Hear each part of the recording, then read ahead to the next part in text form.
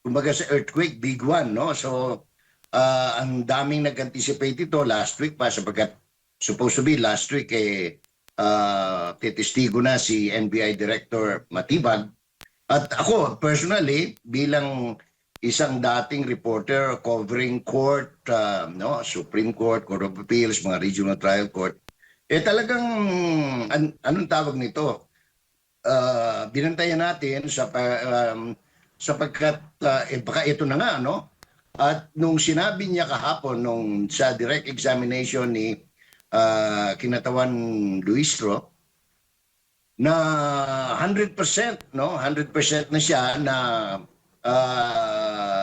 sigurado ang kanyang tanggapan ng NBI na meron na silang persons of interest, no?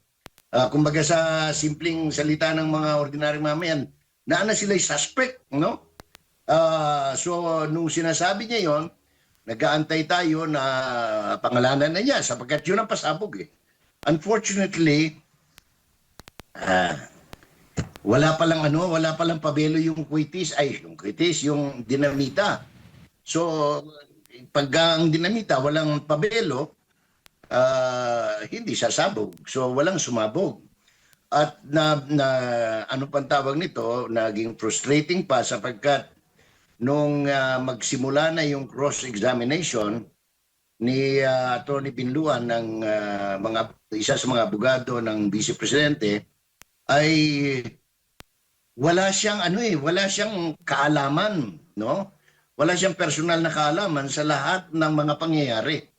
In other words, yung kanyang testimony earlier nang siya ay pinipiga ni Congressman Luistro ay puro anong tawag nito, marites, no, sa bagong wika o mga haka-haka o mga sabi-sabi o sa madaling salita sa showbiz ang tawag diyan ay chismis, no? So Dito naman po sa trial, sir, kasi napakita na meron ng appearance si NBI Director Matibag at sinasabi noon ng prosekusyon na meron daw pasabog itong si Director Matibag. So far, sir, kumusta ang inyong assessment dito sa paglantad nga ni NBI Director Matibag, sir? Meron po bang sumabog? meron. Unang-una, tuwan-tuwa ako dahil kasi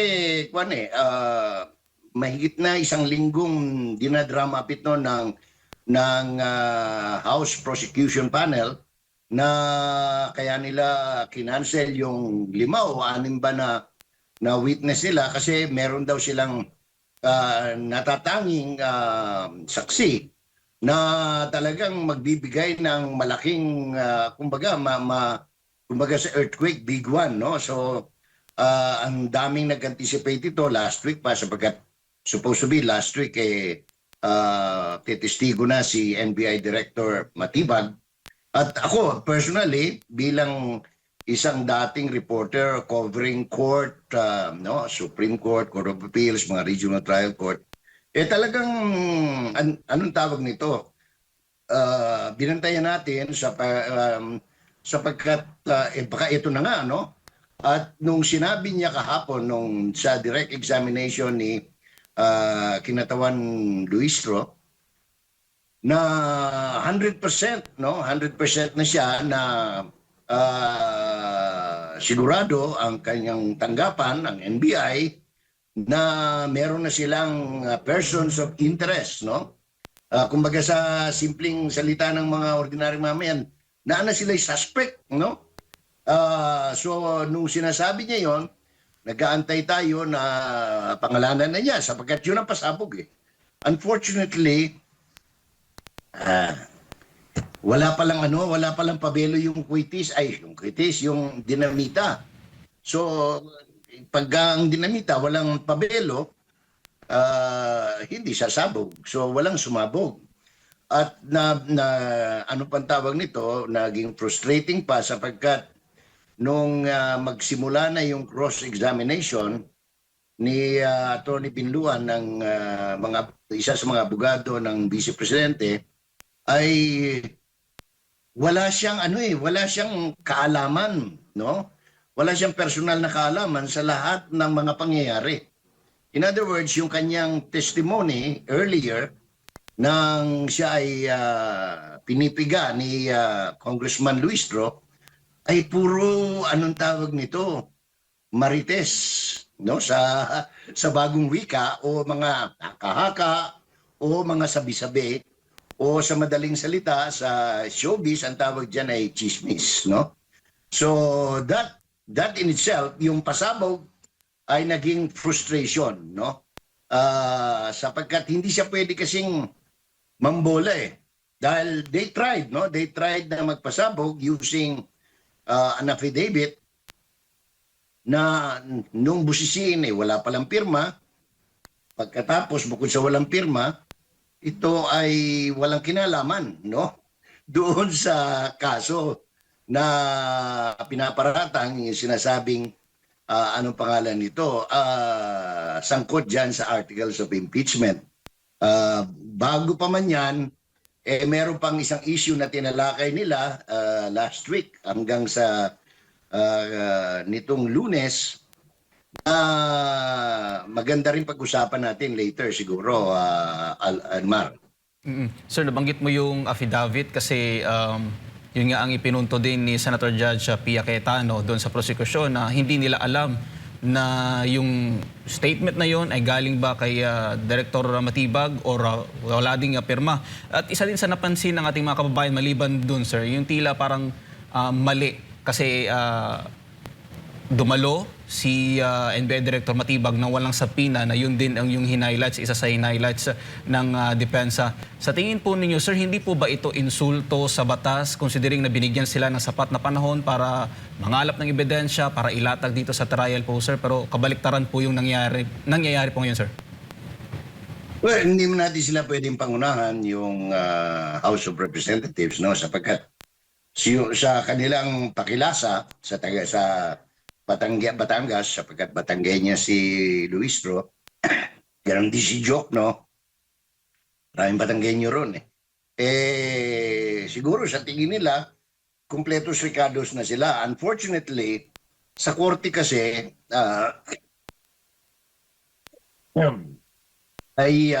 hindi po pwede yung anong tawag nito, yung mga ganyang mga katibayan na walang lagda, hindi notarized. Ang tawag diyan ay basura, no? Lalo pa yung pag naglagay ka ng testigo na walang personal na kaalaman, hindi po katanggap-tanggap yan sa anumang klase ng korte, kahit nga ho sa sangguniang ng barangay, no? Yung tawag niyan, lupong tagapamayapa, no? Hindi po pwede na mag-aakusa ka nang wala kang katibayan, no? At hindi mo pwedeng sabihin na kitang-kita ko yan, pero sinabi lang pala sa iyo ng kapitbahay mo yung nakita niya. So, ganun po ang sa paghanap ng katarungan, mahalaga po yan. Hindi porke narinig mo sa press conference halimbawa ni Congressman Ridon o kung sino man yung tagapagsalita na katulad nila kung dating Congressman ano pangalan nito, yung taga Surigao, Ace Barbers. Tapos tatayo ka sa isang tribunal o korte at sabihin mong ganito yung nangyari. Tapos tatanungin ka ngayon ng abogado, nandun ka ba nung mangyari yun, nung sinabi yun? Ay wala po. Ay hindi pwede kasi para kang ano dyan, para kang marites sa kanto. Nagkukwento ka ng bagay na hindi mo naman nakita at hindi mo pwedeng patunayan sapagkat naibulong lang sa iyo, no? Kumbaga para kang nung araw ang tawag diyan 7 lang, no? Para kang na GMA lang. Naibulong lang, wibulong, no? Ganun ang nangyari kahapon kasi pag pinakinggan mo, kung nakinig ka lang during the presentation of the witness nung kay Luistro, talaga sasabihin mo, wow, ang daming alam ni Matibag, no? Pero nung magkaroon na ng cross-examination, unti-unting gumuguho yung naipakitang mga pahayag because natawa nga ako MJ Almar nung tinanong siya kung abogado siya, sabi niya, 29 years. Tapos tinanong siya, alam niyo ba kung ano yung nasa Rule 130 Section 22, no? Sabi niya, hindi niya matandaan. Number one ho yan, ako nung ako yung nagbibigay ng lecture sa GSC, sa Armed Forces of the Philippines, at maging sa Philippine National Police, no? Importante yan na alam mo ang rules on evidence. Kasi investigador ka eh. So, paano ka mag-iimbestiga kung hindi mo alam yung rule on evidence na kailangan may personal knowledge.